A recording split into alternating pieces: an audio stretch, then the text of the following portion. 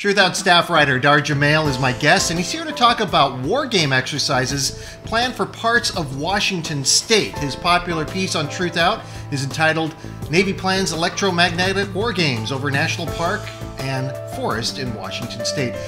Hello again, Dahr. Welcome back to Truthout Interviews. Thanks, Ted. Good to be back with you. You know, the Navy has a location, which you talk about in your article. The Navy already has a location where they do a lot of these war games exercises, and it's located in Idaho. Why, if they already have a location, are they choosing the Olympic National Park and Olympic National Forest as the site of these proposed war games? That's a very important question, Ted. The stated reasons that the Navy gives publicly for this decision to war game on the Western Olympic Peninsula is because they want to, if they do that, the families of the pilots will be able to remain closer together. And the second reason that they give is fuel efficiency. So all of a sudden, according to the Navy, they're very, very concerned about fuel efficiency, which is really laughable given at the amount of fossil fuels that the military-industrial complex consumes in the United States. I think the real reason, getting down to it, is when we look at military war games historically, they always try to war game in areas that are going to mimic where they believe the U.S. is possibly going to go to war next. So, you know, we've seen war games in the past in desert areas or sparsely vegetated mountainous areas in preparation for Afghanistan and things like that. Well, in this case, you know, we look at the western coast, how the dense forests, the hills that turn into mountains rather quickly. It mimics coasts of China, for example. So I would hazard a guess that could be one real reason why they're deciding to war game in this area, which is protected area of national forest and national park. They almost need a new PR firm because the fossil fuels in the family argument really doesn't fly.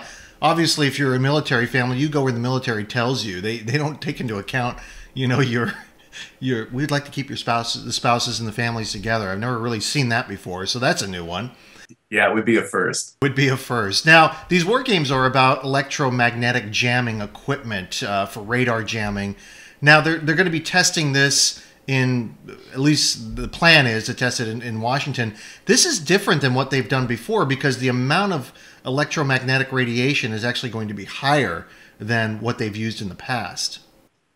Right, and they're not testing it. It's basically wargaming with devices that they already use. I mean, we're talking about basically radar jamming and electromagnetic jamming equipment on they're called growler jets. And so what the military is proposing to do is to use 36 different, they're called growler jets, the radar jamming jets, to fly in, and they would have these mobile trucks that would go in and put up these big antennas and emit signals. The jets would fly in and use the equipment to jam those. We're talking about massive amounts of electromagnetic radiation being shot down into the ground in these areas. That's extremely, it has huge negative impact on the health of humans and other living things. And so we're talking about exercises that would start in September of 2015, and they would fly for 260 days of the year on missions that last between 12 and 16 hours per day.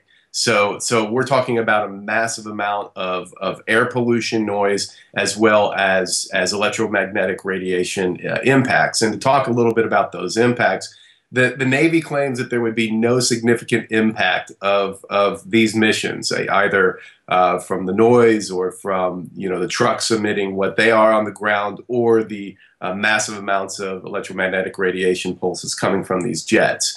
However, that is in direct contradiction to actually a U.S. Air Force report from 1994 that came out and said, and I want to read the line specifically, it says, experimental evidence has shown that exposure to low-intensity radiation can have a profound effect on biological processes. So that is, again, direct contradiction to both what the Navy and the U.S. Forest Service are saying, which is that their environmental assessment claims, quote, no significant impacts from these missions. And to conclude with impacts on health, and in the article I go into great detail about various impacts on migratory birds and other wildlife, but also health effects on humans. I cite from a report that was published in the journal Biomedicine and Pharmacotherapy in 2008 that said health endpoints reported to be associated with electromagnetic radiation include childhood leukemia,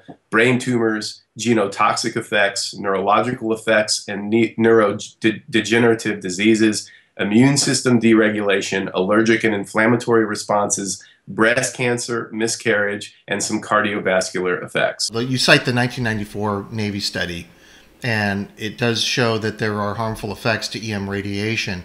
The amount of radiation that's going to be used is much higher than what was used in 1994, probably what that study was based on.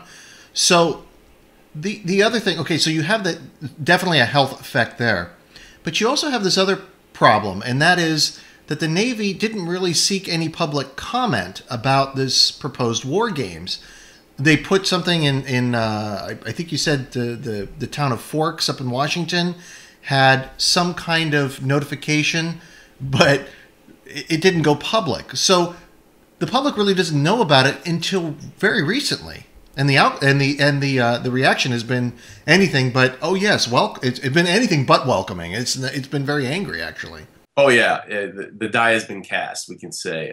That's another interesting part of the story because the Navy, and we've seen them do this they tried to do it down in Mendocino, California, and other areas where they were going to propose war games like this, is they are required to have a public comment period and alert people in the areas that would be impacted by their games. But what they did up here, and again, this is what we've seen them do in the past, is they basically hung a small pamphlet in the post office in Forks, Washington.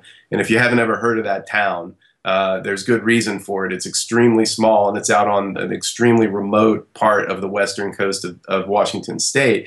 And then they did run some ads in newspapers, but the papers that were not on the Olympic Peninsula. And basically someone got wind of it, saw the pamphlet in the post office, let people know, and the word spread like wildfire up here. And now we have literally tens of thousands of people across the Olympic Peninsula. We have people in the state government, we have town mayors, city council members, and activists that have basically are raising hell. They've forced the Navy already to extend the public comment period until the end of this month, as well as having more public meetings and more coming up. And the last one that they had in Port Angeles, a town a little bit closer to some of the population centers on the Olympic Peninsula, it had coverage of major news out of Seattle was there, and it was literally standing room only, and an extremely angry, upset crowd. So lawsuits are being considered, other actions. So yeah, it's basically a war up here now because I live up in the general area nearby where this is happening, and people are extremely upset and fully intend to fight this bitterly. What about the federal reaction now that it's got state, local and state traction, if you will, because of public outcry? Well, they've certainly expressed, several of them have expressed concern and certainly have told activists that I'm aware of that they are going to look into this. I haven't seen anything definitive yet. That doesn't mean it hasn't happened, but at least to date, I don't think that there's been any direct action coming from legislatures on a state level about this. So far, it's been more locally based. But what's important, I think, for people to understand is that just because the Navy says they want to do this, it doesn't mean it's a given that this can be fought. It's usually only won. Battles like this are usually only won by lawsuits being filed against them by big environmental groups. So certainly Center for Biological Diversity has been contacted because there's at least 3, if not 4, endangered species that are in the impact zone and would be very seriously impacted by these war games if they do happen. And that's been an issue that's been able to stop things like this from happening in the past. And there's other ways that lawsuits can be filed that could possibly derail the Navy's plans also. So all that is certainly in the works.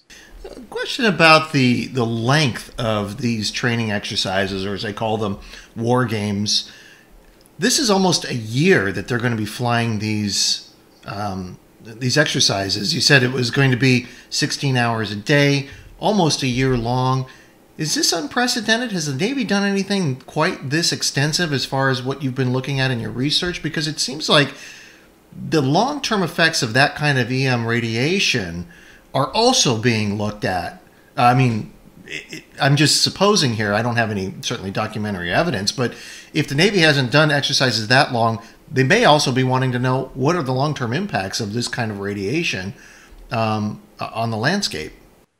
Well, the Navy's loath to look too closely into the impacts, and just talking about humans, not even talk about wildlife. There's major impacts on wildlife also, but just the human impact. They've been keen to play that down all the way. Basically, their environmental assessment, which they're required to produce, which I linked to it in the article. It's a bit of a joke if you just look through it. It's basically just a bunch of junk all thrown together to create a very large document to make it look like they did something, kind of like what a flunky would do in school, right? For a report that he didn't want to have to write. That's basically what you got. And their conclusion, as I said before, states no significant impacts. And they're playing down the impacts of this in human, but certainly this is, I don't know if it's the biggest. It might be the biggest exercise as far as hours that they're going to be emitting massive dose of electromagnetic radiation across the landscape out there. But it certainly is a big and lengthy exercise, because the Navy report that I also cite in the article does state, look, the Navy considers itself behind the game as far as being able to keep up in the electronic warfare arena against people like Russia and China and other countries around the globe. So they're certainly stepping up these types of exercises, not just with this goal of what they're doing here. We've seen evidence of that in Oregon and California and other coastal areas also. Okay. Dahr, I want to thank you for being on Truthout Interviews. Really appreciate it. Always a pleasure, Ted. Thank you. You can read Dahr Jamail's piece on Truthout. It's entitled Navy Plans Electromagnetic War Games Over National Park and Forest in Washington State. And that's Truthout Interviews for another week. I'm Ted Asregadoo. See you next time.